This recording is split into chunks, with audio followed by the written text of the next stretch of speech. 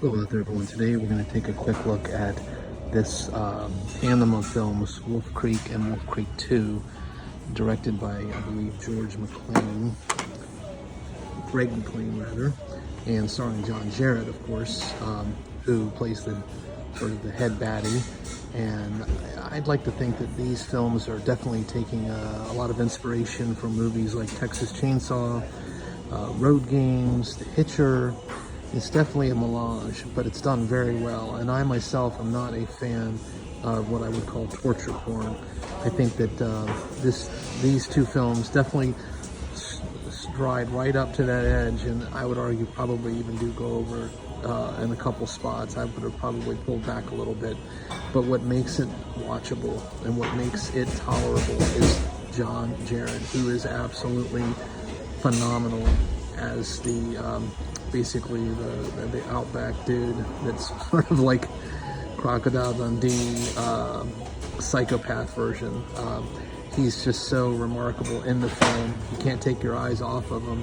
He, of course, was in, I remembered actually after seeing these two films and then rewatching Picnic at Hanging Rock, it had occurred to me that he was in that film as well, the original Peter Weir version from the 70s.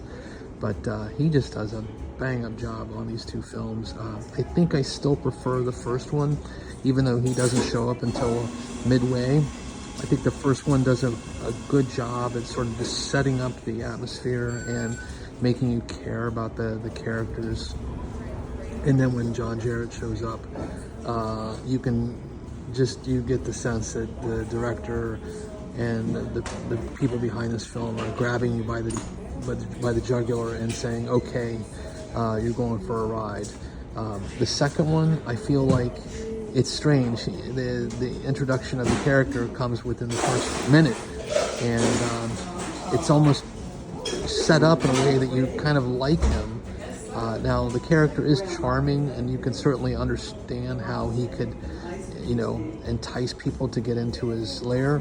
But I don't know, there's just a weird element there where I was like, look, this is not an anti-hero. I mean, he is a complete psychopath.